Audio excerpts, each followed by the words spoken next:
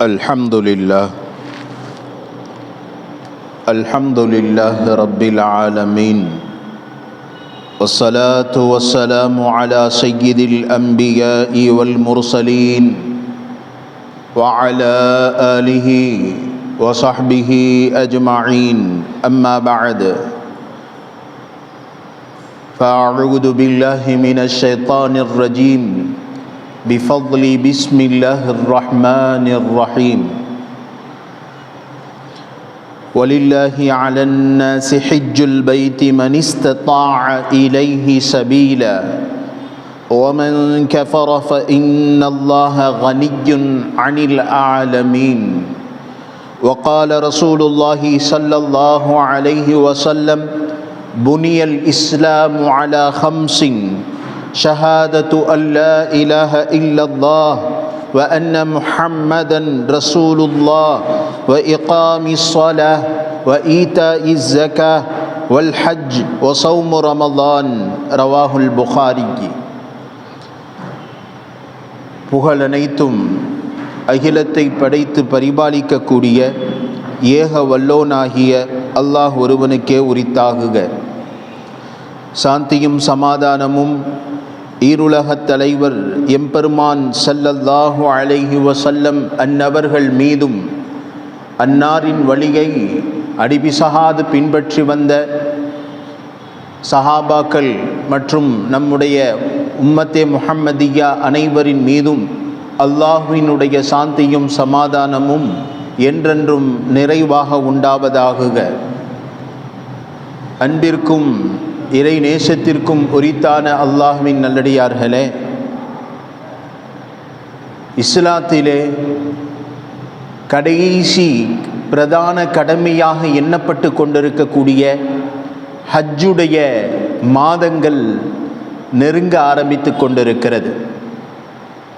ஹஜ்ஜு என்று சொன்னாலே அல் ஹஜ்ஜு அஷ்ஹுரும் மஅலூமாத், குறிப்பிட்ட சில மாதங்களில் செய்யப்படக்கூடிய அமல்கள் தான் அதற்கு ஹஜ்ஜு என்று சொல்லப்படும். மற்ற எல்லா நேரங்களிலேயும் ஹஜ்ஜுக்கு செல்ல முடியாது. குறிப்பிட்ட சில மாதங்களில் ஹஜ்ஜுடைய அமல்களை செய்ய முடியும். இன்னொரு அமல் இருக்கிறது, உம்ரா.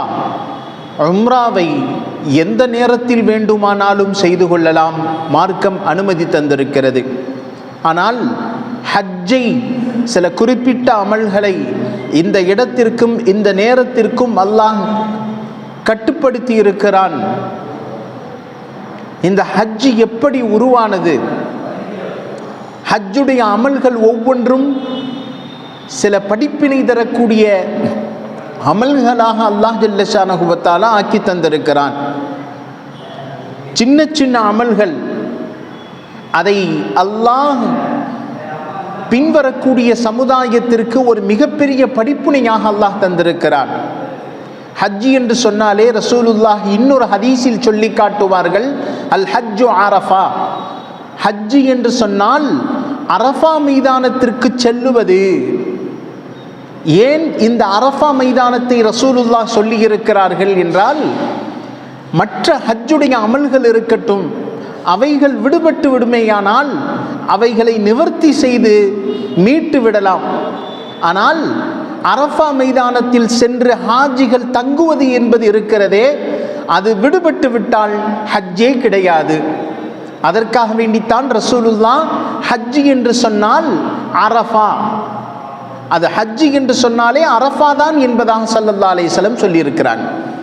இப்போ இந்த அரஃபாவிற்கென்று சில முக்கியமான வரலாற்று ரீதியாக ஹதீஸிலும் குர்ஆனிலும் நாம் எடுத்து பார்ப்போமேயானால், குர்ஆன் சில இடங்களில் சொல்லும், வைதா அஹதல்லாஹு மீசாக்கன் நபியீன லமா ஆதைதுக்கும் மின் கிதாப். அல்லாஹ் இந்த மனிதனை பூமிக்கு அனுப்புவதற்கு முன்னால் ஆதம் அலைஹிஸ்ஸலாம் அவர்களோடு சில ஒப்பந்தங்களை ஏற்படுத்தினான்.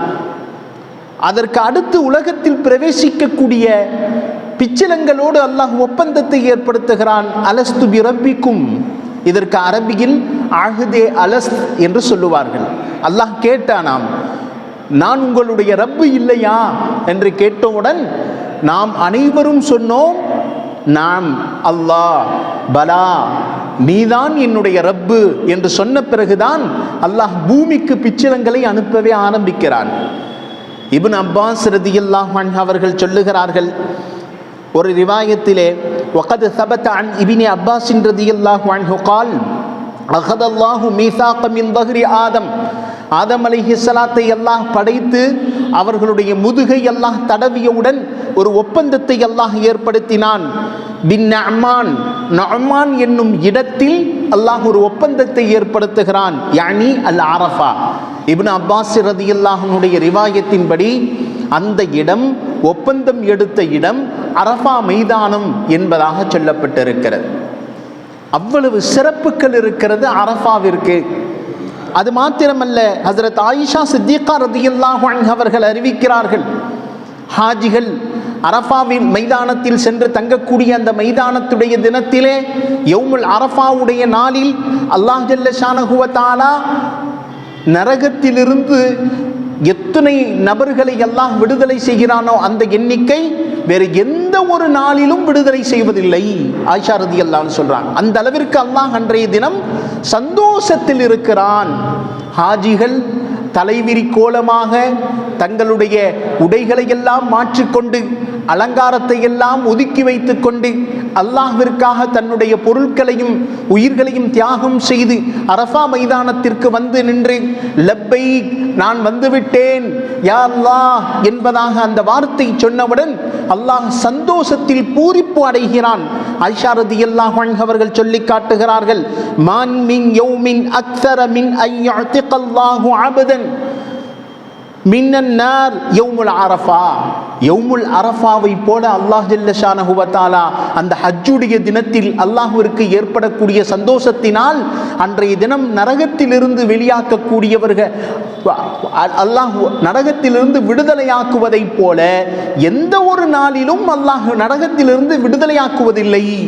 அந்த அளவிற்கு அல்லாஹ் சந்தோஷத்தில் இருக்கிறான் என்பதாக சொல்லப்படுகிறது. நிறைய ரிவாயத்துக்கள். அப்ப ஹஜ்ஜுடைய ஒவ்வொரு அமல்களுக்கு பிறகும் அல்லாஹ் ஜல்ல ஷானஹு வ தஆலா ஒரு சிறப்பை ஏற்படுத்தி இருக்கிறான். ஒவ்வொரு அமலிலும் ஒரு படிப்பினை இருக்கிறது. இப்ப இந்த ஹஜ்ஜு எப்பொழுது கடமையானது? பெருமான் ஸல்லல்லாஹு அலைஹி வஸல்லம் அவர்கள் ஹிஜ்ரி 9வது ஆண்டிலே ஹிஜ்ரத் செய்து ரசூலுல்லாஹ் 9வது ஆண்டிலே அல்லாஹ் ஜல்ல ஷானஹு வ தஆலா ஹஜ்ஜை கடமையாக்கினான். ஹஜ்ஜு கடமையாக்கப்பட்டதிலிருந்து ஹஸரத் அபூபக்கர் சித்திக் ரலியல்லாஹு அன்ஹு அவர்களுடைய தலைமையில் ஒரு குழுவை ரசூலுல்லாஹ் அனுப்பி வைக்கிறார்கள். இதுதான் முதல் ஹஜ் என்பதாக சொல்லப்படுது. ரசூலுல்லாஹ் சில சட்டங்களை சொல்லி அபூபக்கர் சித்திக் ரலியல்லாஹு அன்ஹு அவர்களுடைய தலைமையில் ஒரு குழுவை அனுப்பி வைக்கிறார்கள். அவர்கள் சென்று ஹஜ்ஜை முடித்துவிட்டு வருகிறார்கள்.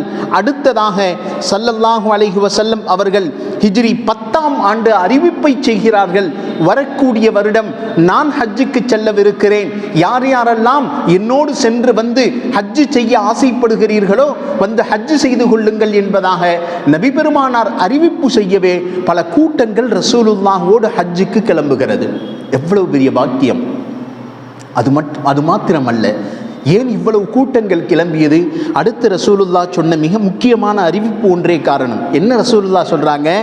லிதஅகுது மனாசிகக்கும், ஹஜ்ஜுடைய அமல்களை என்னிடத்திலிருந்து கற்றுக்கொள்ளுங்கள். ஃபஇன்னி லா அத்ரி லஅல்லி அஹஜ்ஜு பஅத ஹஜ்ஜதி ஹாதி. ஏனென்றால் வரக்கூடிய வருடம் நான் ஹஜ்ஜு செய்யும் காலத்தில் வரக்கூடிய வருடம் நான் உயிரோடு இருப்பேனா என்று எனக்கு தெரியாது என்றார்களே. இதை புரிந்து கொண்ட சஹாபாக்கள் ஒவ்வொரு அமலையும் ரசூலுல்லாஹ்விடத்திலிருந்து நேரடியாக கேட்டு கேட்டு செய்து கற்றுக்கொண்டார்கள். அந்த அளவிற்கு வருகிறது. ஆர்வத்தோடு சஹாபாக்கள் ஹஜ்ஜுடைய கிரிகைகளை கேட்டு தெரிந்து கொள்ளுவார்கள். அப்ப ஹஜ்ஜுடைய அமல்களை யார் யாரெல்லாம் நம்முடைய உறவினர்களோ அல்லது நாமளோ ஹஜ்ஜுக்கு செல்வோமேயானால் ஹஜ்ஜுடைய கிரிகைகள் அமல்களை நாம் ஒவ்வொரு நபர் ஆலிம் உலமாக்களிடத்தில் கற்றறிந்தவர்களிடத்தில் கேட்டு தெரிந்து கொள்வது மிக முக்கியமான கடமையாக இருக்கிறது. ஹஜ்ஜுடைய நிபந்தனைகளை பற்றி சொல்லி காட்டுகிறார்கள். யார் ஹஜ்ஜுடைய நிபந்தனைகள் என்று சொன்னால், பெண்களுக்கு சுமார் 6 நிபந்தனைகள், ஆண்களுக்கு 5 நிபந்தனைகளாக விதிக்கிறார்கள். முதலாவது நிபந்தனை என்ன? ஹஜ்ஜுடைய நிபந்தனையில் மிக முக்கியமான நிபந்தனை ஒன்று அல் இஸ்லாம். இவர் முஸ்லீமாக இருப்பது. முஸ்லீமாக இருப்பது என்பது கட்டாயம். ஏனென்றால் ஹஜ்ஜுடைய எல்லை புறத்திலிருந்தே ஆரம்பித்து விடுவாங்க. ஒரு குறிப்பிட்ட எல்லையிலிருந்தே இந்த பாதை முஸ்லிம்களுக்கானது, காஃபிர்கள் இந்த பாதையில் வர முடியாது என்பதாக ஒரு பெரிய தடுப்பே இருக்கும். ஹஜ்ஜுடைய மிக முக்கியமான நிபந்தனைகளில் ஒன்று இஸ்லாம், முஸ்லீமாக இருப்பது. இரண்டாவது நிபந்தனை புத்தி சுவாதீனம் உள்ளவராக இருப்பது. அதற்கு மாற்றமாக பைத்தியக்காரரோ அல்லது மூளையில் வேறு ஏதேனும் நோய்வாய்ப்பட்டவரோ இது போன்ற மனநல பாதிக்கப்பட்டவர்களுக்கு ஹஜ் கடமை இல்லை என்பதாக மார்க்கம் சொல்லுகிறது. அது மாத்திரமல்ல, அறிவில் தேர்ச்சி அடைந்திருப்பது கட்டாயம். இதில் மாற்றமாக நாக்கிசுல் அக்ல் என்று சொல்லுவார்கள். நாக்கிசுல் அக்ல் என்றால் சிறுவர்கள், அறிவில் இன்னும் முழுமையடையாதவர்கள், இவர்கள் மீதும் ஹஜ் கடமை இல்லை. இன்னும் அது மட்டுமல்ல, பைத்தியக்காரர்கள், இவர்கள் மீதும் ஹஜ் கடமை அல்ல என்பதின் மூலமாக இது மூலமாக தெரிகிறது. அடுத்து மூன்றாவது நிபந்தனை புலூக், அவர் பருவ வயதை அடைந்திருக்க வேண்டும். மார்க்கத்தில் எல்லா சட்டங்களும் பருவ வயதை அடைந்த பிறகுதான் ஆரம்பமாகிறது. ஒருவர் தொழுவதற்கு கடமையா? பருவ வயதிலிருந்து சட்டங்கள் ஆரம்பமாகிறது. இன்னொருவர் தன்னுடைய நிக்காஹுடைய விஷயத்தில் சுய புத்தி உடையவராக ஏற்றுக்கொள்ளப்படுமா? அவருடைய சாட்சியத்தை ஏற்றுக்கொள்ளப்படுமா? பருவ வயதிலிருந்து ஆரம்பமாகிறது. எல்லா கடமைகளும் பருவ வயதிலிருந்து ஆரம்பமாகிறது. அதன் அடிப்படையில் ஹஜ்ஜுடைய மூன்றாவது நிபந்தனை அவர் பருவ வயதை இருக்க வேண்டும்.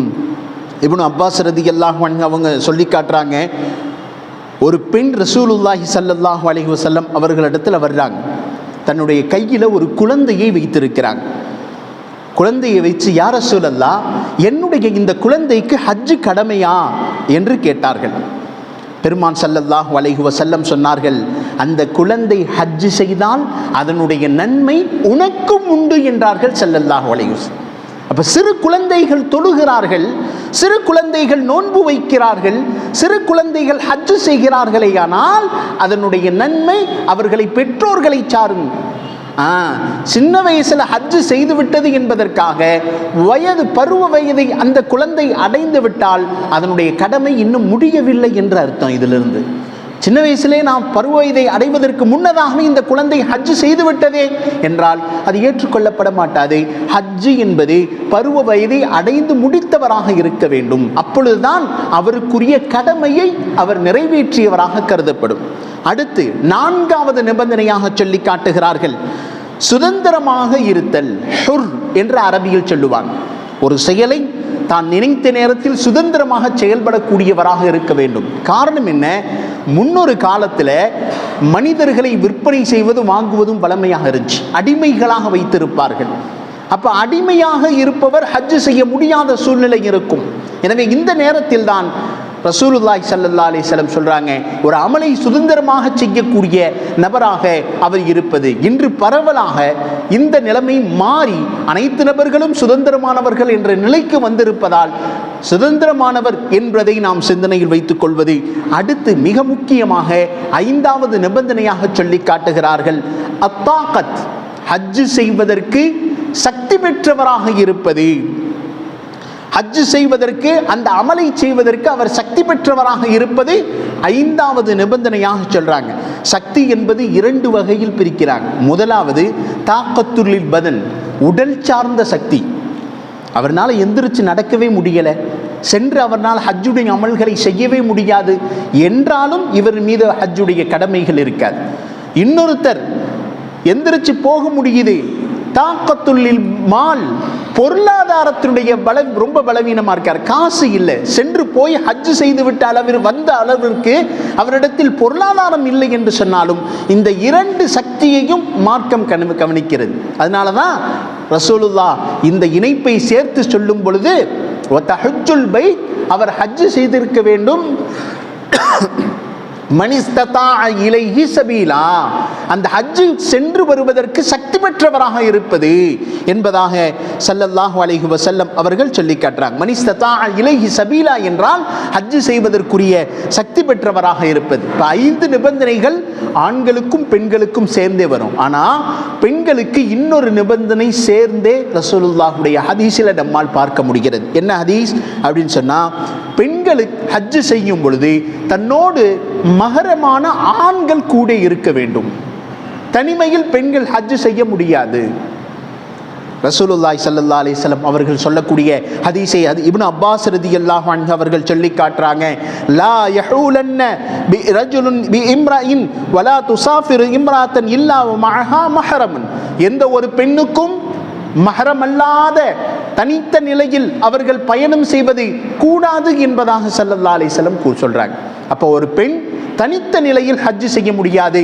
தன்னோடு மஹரமான திருமணம் முடிப்பதற்கு கூடாத ஷரியத் தடை செய்யப்பட்ட மஹரமான நபர்கள், அண்ணனோ அல்லது தம்பியோ அல்லது கணவனோ, மஹரமான உறவினர்களோடு சேர்ந்துதான் பெண்கள் ஹஜ்ஜு செய்ய முடியும் என்பதாக மார்க்க சட்ட வல்லுநர்கள் சொல்லி காட்டுறாங்க. அதன் அடிப்படையில் ஹஜ்ஜுடைய மிக முக்கியமான அமல்களில் நாம் பார்க்க வேண்டும். ஹஜ்ஜு செய்வதற்கு எத்தனையோ நபர்கள் நிய்யத் வைத்திருக்கலாம், ஹஜ்ஜு செய்வதற்கு ஆசைப்பட்டு கொண்டிருக்கலாம். ஆனால் எல்லா நபர்களுக்கும் அல்லாஹ் ஜல்ல ஷானஹு வ தஆலா வாய்ப்பை தருவதில்லை. ஆனால் யார் ஹஜ்ஜுக்குரிய பொருளாதாரத்தை வைத்திருக்கிறார்களோ, ஹஜ்ஜு செய்வதற்கு காசு பணமும் இருக்கிறது, சக்தியும் இருக்கிறது, ஆனால் உலகத்தினுடைய சில சொற்ப காரணங்களுக்காக ஹஜ்ஜுகளை யார் பின்தங்கிக் கொண்டே இருக்கிறார்களோ, இவர்களுக்கு ரசூலுல்லாஹி ஸல்லல்லாஹு அலைஹி வஸல்லம் அவர்கள் கடுமையான எச்சரிக்கையை செய்து காட்டுகிறார்கள். பெருமானாரிடத்தில் தடித்த வார்த்தைகள் வருவது எப்பொழுதும் ரசூலுல்லாஹி ஸல்லல்லாஹு அலைஹி வஸல்லம் ஹதீஸுடைய கிரந்தங்களில் நாம் பார்க்கிறோம். எப்பொழுதும் ரசூலுல்லாஹ் இது போன்ற வார்த்தையை சொன்னதில்லை. ரசூலுல்லாஹுடைய உள்ளம் எவ்வளவு இலகியது தெரியுமா? பெருமான் ஸல்லல்லாஹு அலைஹி வஸல்லம் அவர்கள் ஒரு சஹாபாவை பார்த்து ஒரு வார காலம் பேசவே இல்லையாம். அந்த தோழரை பார்த்து கேட்கிறார்கள், அல்லா ஷக்கக்த கல்பா, நீ அவருடைய உள்ளத்தை பிளந்து பார்த்தாயா, நீ அவருடைய உள்ளத்தை பிளந்து பார்த்தாயா என்று பெருமானார் அந்த தோழரை கேட்டுக்கொண்டே இருப்பார்கள். ஏன் தெரியுமா? அந்த தோழர் ஒரு சமயம் போர்க்களத்திலே ஒரு தோழரை ஒரு எதிரியை வெட்டி வீழ்த்துகிறார். வெட்டுவதற்கு முன்னதாக அவர் புரிந்து கொண்டார், முஸ்லீமாக மாறிவிட்டால் நாம் தப்பித்து கொள்ளலாம் என்பதற்காக அவர் கலிமாவை சொல்லுகிறார். இந்த தோழர் என்ன புரிஞ்சுக்கிட்டார்னா, இவர் உயிர் தப்புவதற்காக தான் கலிமாவை சொல்றாரு, இவர் தன் உயிரை பாதுகாத்துக் கொள்வதற்காக கலிமாவை சொல்லுகிறார், இவருடைய உள்ளத்தில் உண்மையான இஸ்லாம் இல்லை என்பதாக நினைத்து கொண்டு கலிமாவை சொன்ன நபரை இவர் மறுபடியும் வெட்டி விடுகிறார். இந்த விஷயம் ரசூலுல்லாஹுவுக்கு தெரிந்து விடுகிறது. எப்பொழுது இந்த விஷயத்தை ரசூலுல்லாஹ் கேள்விப்பட்டார்களோ, பெருமானார் ரொம்ப கவலைப்பட்டார்கள். பெருமானாருடைய முகம் கோபத்தால் மாறி போனது. அந்த தோழரை அழைத்து சொல்லுகிறார்கள், அல்லாஹ் ஷக்கக்த கல்பா, நீர் அவருடைய உள்ளத்தை பிளந்து பார்த்தாயா? அவர் தன் உயிரை மாய்த்துக் கொள்வதற்காக உயிர் பயத்தில் கலிமா சொன்னாரா, அல்லது உண்மையான ரப்பை பயந்து கலிமா சொன்னாரா என்று உனக்கு என்ன தெரியும் என தோழர்களை பார்த்து ரசூலுல்லாஹ் கடிந்து கொள்கிறாரையானால், அந்த அளவிற்கு ரசூலுல்லாஹி ஸல்லல்லாஹு அலைஹி வஸல்லம் இயற்கையாகவே உம்மத்தின் மீது பிரியம் கொண்ட நபி பெருமானார் தன்னை தோழர்கள் கல்லால் எரிந்த பொழுதும் கூட, மதீனாவாசிகள் தாயிஃப் வாசிகள் கல்லால் எரிந்த பிறகும் கூட, அவ்வளவு அந்த நேரத்திலும் ரசூலுல்லாஹ் சொன்னார்களே, இவர்கள் இல்லாவிட்டாலும் இவருடைய உம்மத் பின்வரக்கூடிய சமுதாயம் இஸ்லாத்தை ஏற்கக்கூடும் என்று சொன்ன ரசூலுல்லாஹ், ஹஜ்ஜுடைய விஷயத்தில் யார் பொருளாலும் உடலாலும் சக்தி பெற்றிருக்கிறார்களோ அந்த நபர் ஹஜ்ஜு செய்யாமல் இருக்கக்கூடிய நபருடைய விஷயத்தில் பெருமானார் இப்படிப்பட்ட வார்த்தையை பயன்படுத்துகிறார்கள். ஹதீஸுடைய கலை வல்லுநர்கள் மிக ஆச்சரியப்படுகிறார்கள். பெருமான் ஸல்லல்லாஹு அலைஹி வஸல்லம் அவர்கள் சொல்லி காட்டுகிறார்கள், மன் மாத்த, யார் ஒருவர் ஃபலம் யஹுஜ், ஹஜ்ஜு செய்வதற்கு சக்தி இருந்தும் ஹஜ்ஜு செய்யாமலேயே அவர் இருந்து விடுவாரையானால், ஃபல் யமுத் யஹூதியன் இன்ஷா அவ் நஸ்ரானியன், அவர் யூதராகவோ அல்லது கிறிஸ்தவராகவோ மரணிக்கட்டும் என்பதாக ஸல்லல்லாஹு அலைஹி வஸல்லம் சொல்றாங்க. அல்லாஹ் பாதுகாப்பானாக. இந்த சமுதாயத்தை அல்லாஹ் ஜல்ல ஷானஹு வ தஆலா பாதுகாப்பானாக. எத்தனையோ நபர்களுக்கு ஆசை இருக்கிறது, தேட்டம் இருக்கிறது, அவர்களுக்கு பொருளாதாரத்தில் போதிய அளவிற்கு இல்லை. ஆனால் பல நபர்கள் நம்முடைய சமுதாயத்தில் பல லட்சங்கள் பல பல பணப்புழக்கத்தில் இருக்கிறோம். ஆனால் ஹஜ்ஜுடைய விஷயத்தில் இன்னும் ஆர்வம் இல்லாமல் இருக்கிறோம். அல்லாஹ் ஜல்ல ஷானஹு வ தஆலா ஆர்வத்தையும் தேட்டத்தையும் நம்முடைய சமுதாயத்திற்கு ஏற்படுத்தி தருவானாக. ஒவ்வொரு நபரும் நாம் அல்லாஹ்விற்காக வேண்டி ஹஜ்ஜுடைய செல்வதற்காக வேண்டி நிய்யத்தை வைத்துக் கொண்டே இருக்க வேண்டும். நிய்யத் வைப்பது, ஹஜ் செய்வதற்கு ஒருத்தருக்கு நிய்யத்து இருக்கு, ஆனால் பணம் இல்லை. இவர் என்ன செய்வார்? ஏழைகளுக்கு சதக்காவை செய்து கொண்டே இருப்பார். சதக்காவை செய்து கொண்டே இருக்க வேண்டுமாம்.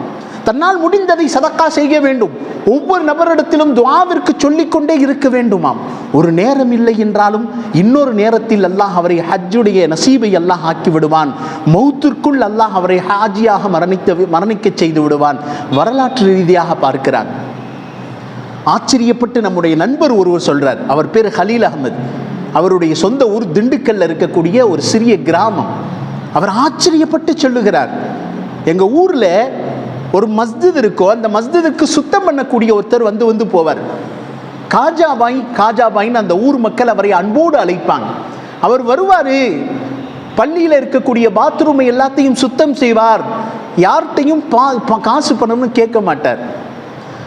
ஆனால் அங்கே இருக்கக்கூடிய எல்லாத்துட்டையுமே அவர் முசாஃபா செஞ்சு சொல்லுவார், நான் ஹஜ்ஜுக்கு போகிறேன், எனக்காக துஆ செய்யுங்க. ஆனால் அன்றாட காய்ச்சி, அன்றைக்கு உழைத்தால் தான் சாப்பாடு, அல்லது யாராவது வந்து சாப்பாடு வாங்கி கொடுத்தால் தான் அவருக்கு உணவு, இல்லை என்றால் இல்லை. யாரையும் நிர்பந்திக்க மாட்டார். ஆனால் பாத்ரூம் எல்லாத்தையும் கழுவி விட்டுட்டு சின்ன பசங்களோடு நின்று பேசுவார். சிறுவர்கள் எல்லாம் அவரை சில நேரம் கிண்டல் செய்வாங்க. காஜாபாய் எப்போ ஹஜ்ஜுக்கு போகிறீங்க? அவர் சொல்லுவார், இந்த நாளை கிளம்பிடுவேன், பாஸ்போர்ட்லாம் இருக்கா காஜாபாய்? வந்துடும் அப்படின்னு பார்க்கக்கூடிய நபர்களிடத்தில் எல்லாத்துட்டையுமே முசாஃபா செஞ்சு சொல்லுவாராம், நான் ஹஜ்ஜுக்கு போகிறேன், எனக்காக நீ துஆ செய்யுங்க சொல்லிக்கிட்டே இருப்பார். அதை விடவே இல்லை. ஒரு நாள் வந்தது, காரில் ஒருத்தவங்க வந்தாங்க. அந்த பள்ளி ரோட்டு ஓரமாக இருந்தது. காரில் ஒருத்தர் வர்றாரு. அவருடைய கார் கண்ணாடி எல்லாத்தையும் தொடச்சி விட்டுட்டு அவர்கிட்ட முசாஃபா செஞ்சுட்டு சொல்கிறார், அந்த காஜாபாய், இன்றைக்கு நான் ஹஜ்ஜுக்கு சீக்கிரம் கிளம்ப போகிறேன், எனக்காண்டி துஆ செய்யுங்க. இந்த காரில் வந்தவர் கேட்குறாராம், எந்த சர்வீஸில் போகிறீங்க? ஏன்னா அவரே ஒரு ட்ராவல்ஸ் வச்சு நடத்துகிறவர். அவர் கேட்கிறார், எந்த சர்வீஸில் போகிறீங்க? இல்லை, சர்வீஸ்னால் என்னென்னு அவருக்கும் தெரியலை. இருந்தாலும் சொல்கிறாரு, நான் ஹஜ்ஜுக்கு போகிறேன், என்ன சர்வீஸ்ன்னு தெரியலை. பாஸ்போர்ட் இருக்கா? இல்லை, பாஸ்போர்ட் இல்லை. உடனே வந்தவர் கேட்டார், உங்கள்கிட்ட ஒரு 2 ட்ரெஸ் இருந்தால் எடுத்துக்கிட்டு, பையை எடுத்துக்கிட்டு நீங்கள் என்னோட சேர்ந்து வந்துருங்கன்னு சொல்லி அவர் தன் காரில் உட்கார வைத்து வேகமாக தன்னுடைய சர்வீஸ் டிராவல்ஸுக்கு, திண்டுக்கல்ல இருக்கக்கூடிய மெயினில் இருக்கக்கூடிய டிராவல்ஸுக்கு அழைத்து போய் பாஸ்போர்ட்டை அப்ளை பண்ணி அவரை ஹஜ்ஜுக்கு அழைத்து சென்றார். சில காலங்கள் கழிகிறது. நம்முடைய நண்பர் அந்த முனீர் அஹ்மத் அப்படின்றவர் அந்த டிராவல்ஸில் இருக்க ஓனர்கிட்ட போய் பேசுகிறார், இந்த மாதிரி ஹாஜாபாயின்னு தெரியுமா? எப்போ இந்த ஹாஜாபாயினுடைய பேரை அவர் கேட்கிறாரோ கண்ணீர் விட்டு தேம்பி அழுகிறார். அழுது விட்டு சொல்றாரு, நான் எத்தனையோ வருடங்கள் ஹஜ் சர்வீஸை நடத்தி கொண்டிருக்கிறேன், ஆனால் இந்த ஹாஜாபாயை போல ஒரு நபரை நான் பார்த்ததே இல்லைன்றார். என்னாச்சு சொல்லுங்க? சொல்றார், நான் எப்பொழுது ஹஜ்ஜுக்கு அவர் டிக்கெட் போட்டு மக்காவிற்கு அழைத்து சென்றேனோ, காபாவிற்கு முன்னால் சஜிதாவில் இருந்து அவருடைய உயிர் அங்கேயே பிரிந்து விட்டது. எத்தனை நபர்கள் அவர் துஆவை கேட்டுக்கொண்டே இருக்கிறார். காபாவில் அல்லாஹ் அவருடைய ரூஹை கைப்பற்றுகிறான். எத்தனை நபர்கள் ஆசைப்படுகிறோம், யா அல்லாஹ் என்னுடைய கபர் ஜன்னத்துல் பக்கீல் அமையாதா என்று பல உம்ராக்கள், 50க்கும் மேற்பட்ட உம்ராக்களை செய்தும் கூட ஊருக்கு வந்துதான் அவர்களுக்கு வஃபாத்தை அல்லாஹ் நிர்ணயிக்க செய்கிறான். ஆனால் பாருங்க, இன்றைக்கு ₹1 கூட வருமானம் இல்லாத ஒரு நபரை அவருடைய இறுதி நிலையை அல்லாஹ் எப்படி ஆக்கிவிட்டான். நாம் துஆக்களை செய்து கொண்டே இருக்க வேண்டும்.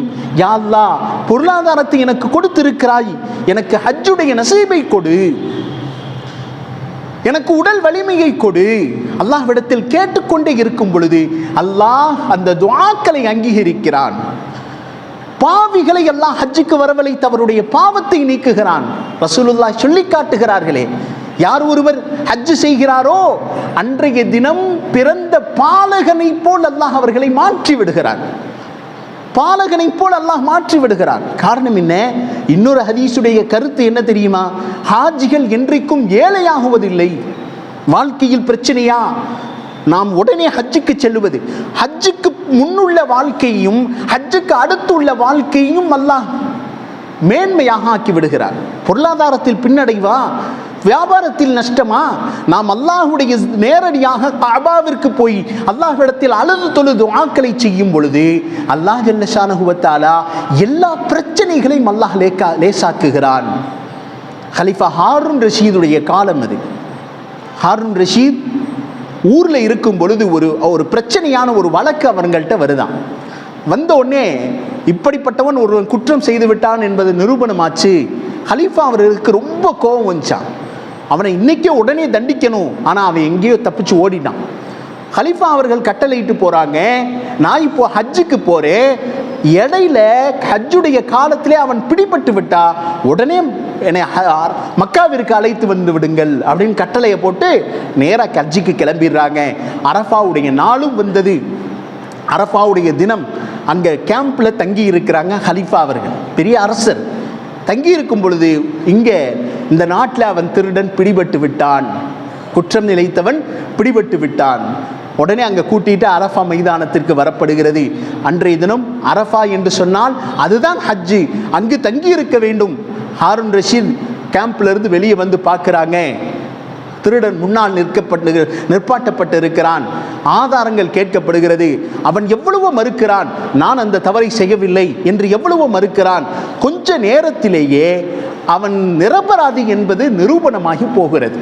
தப்பு செய்யல, இவன் மீது அபாண்டமாக பழி சுமத்தப்பட்டு இருக்கிறது, இவன் எந்த ஒரு தவறையும் செய்யவில்லை என்பதாக அரசருக்கு முன்னால் ஆதாரங்களோடு நிரூபிக்கப்பட்டிருக்கிறது. உடனே அரசர் மனம் வருந்துகிறார். கலீஃபா சொல்றாரு, அரஃபா மைதானத்துக்கு வந்திருக்கிறார், இவரை வெளியே கூட்டு போய் இஹ்ராமை அணிவித்து மறுபடியும் அரஃபாவிற்கு வர செய்யுங்கள், இவர் ஹஜ்ஜுடைய அமல்களை முடித்துவிட்டு போகட்டும் என்பதாக திருட்டு பட்டம் கொடுக்கப்பட்டவனுக்கும் ஹஜ்ஜுடைய நசீபை அல்லாஹ் அங்கு ஏற்படுத்தி தருகிறான். ஆனால் யோசித்து பார்க்கிறோம், ஒரு நபருக்கு அல்லாஹ் ஹஜ்ஜை நசீபாக்கி விட்டால் உலகத்தில் அவர் எந்த மூலையில் இருந்தாலும் அல்லாஹ் அங்கு கொண்டு வந்து சேர்த்து விடுகிறார். எனவே நாம் என்ன செய்வது? அல்லாஹ்விடத்தில் அதிகம் துஆக்களை செய்து கொண்டே இருப்பது. யா அல்லாஹ், ஹஜ்ஜுடைய நசீபை எனக்கு கொடுத்து விடு. அல்லாஹும்ம ர்ஸுக்னா ஹஜ்ஜ பைத்திக்கல் முக்கர்ரம். யா அல்லாஹ், எனக்கு ஹஜ்ஜுடைய வாய்ப்பை ரிஸ்காக அறிவித்துக் கொண்டே இரு. வ ஜியாரத் ரௌலத் நபியினா முஹம்மதின் ஸல்லல்லாஹு அலைஹி வஸல்லம், நபி பெருமானா ஸல்லல்லாஹு அலைஹி வஸல்லம் அவர்களுடைய ரவுலாவை பார்க்காமல் என்னுடைய ரூஹை எடுத்து விடாதே என்பதாக நாம் அல்லாஹ்விடத்தில் அதிகம் துஆக்களை நாம் கேட்டுக்கொண்டே இருக்கும் பொழுது அல்லாஹ் ஜல்ல ஷானஹு வ தஆலா ஹஜ்ஜுடைய நசீபை ஏற்படுத்தி தருகிறான். அப்படிப்பட்ட பெரும் பாக்கியத்தை அல்லாஹ் நம் அனைவருக்கும் நசீபாக்குவானாக. வாழும் காலங்களில் எவ்வளவு பெரிய அறியாமல் இருந்தாலும் நம்முடைய குற்றங்களை எல்லாம் அல்லாஹ் மன்னித்து விடுவானாக. அது மட்டுமல்ல, வாலிபத்திலேயே ஹஜ்ஜு செய்யக்கூடிய பாக்கியத்தை அல்லாஹ் தருவானாக. எத்தனையோ நபர்கள் வயோதிகமாக எல்லா கரகுகளையும் முடிச்சிட்டு கடைசியில் ஹஜ்ஜுக்கு போலாம் என்று யோசித்துக் கொண்டிருக்கிறோம். யோசித்து செல்பவர்கள் எல்லாம் வந்து சொல்லக்கூடிய முதல் விஷயம் இதுதான், வயோதிகத்தினால எல்லா அமல்களையும் என்னால் செய்ய முடியல, முடிந்த மட்டிலும் நீங்கள் வாலிபத்தில் உடல் உறுப்புகள் ஆரோக்கியமான நிலையில் நீங்கள் ஹஜ்ஜுக்கு சென்று விடுங்கள் என்பதாக செய்யக்கூடிய முதல் உபதேசம் இதுதான். எனவே அல்லாஹ் ஜல்ல ஷானஹு வ தஆலா நம்முடைய கைகால் உடல் உறுப்புகள் ஆரோக்கியமான நிலையிலேயே அல்லாஹ் ஹஜ்ஜுடைய நசீபை நம் அனைவருக்கும் அல்லாஹ் தந்தருள் புரிவானாக. வ ஆகிரு தஅவானா